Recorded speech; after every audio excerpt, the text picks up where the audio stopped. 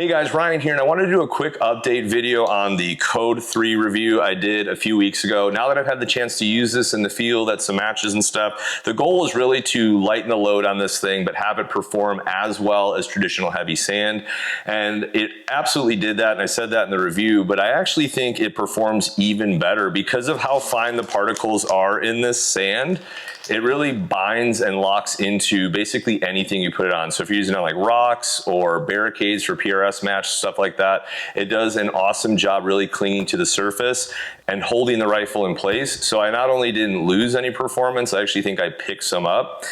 Now, I mentioned that I'd want to try it in my Schmedium as well. This is my most used bag when I do matches. It's very versatile, but it is still pretty heavy. It's coming in at about 9 pounds, 7 ounces. So if I can lighten this up and keep or actually improve the performance characteristics, it's a total win-win. For those of you guys that are out hunting as well, you might skip this bag and go with something with a much lighter fill and then have to take a loss in performance. Hopefully we can get the best of both worlds. We'll show the weights before and after, and then we'll go ahead and test it at the range like we always do. All right, we got it all empty, and there's 6 ounces if you're curious how much a Schmedium weighs. Here is the old sand that we took out of it, and here's the new one that we're gonna put in. So you can see we have probably a little bit more Code 3 than we need, but we'll try to kind of have it volumetrically similar so it's a true apples to apples comparison.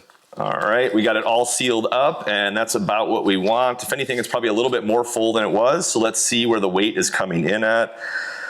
We're at 6 pounds, 3 ounces, coming down from 9 pounds, 7 ounces, so that's a really nice savings. And just for reference, this pint-sized Schmedium, again, was 6 pounds, 11 ounces, so this bag is now lighter than this one, and it's kind of weird to hold it because you'd see how much larger this one is, you think it's gonna weigh more, but now this is actually the lighter of the two. So I'm definitely gonna swap this one over as well. All we gotta do now is take it to the range and see how it performs.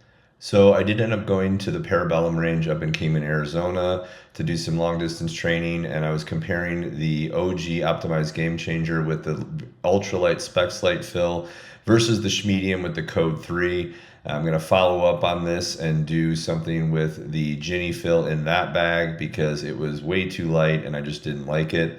But an even better test, I thought, than out here where the Code 3 did do very well in the Schmedium was a match that I shot the following weekend. It was an accurized AR match with this 223 rifle that you're seeing here. My class restricted me to be a 1 to 10x optic and only one bag for the entire match. It was 6 stages. This is a stage that I ended up cleaning. You got 20 total rounds. It was 10 targets for this one, out to 650 yards for the furthest. There were all sorts of different obstacles throughout the day, and the Code 3 performed amazingly well.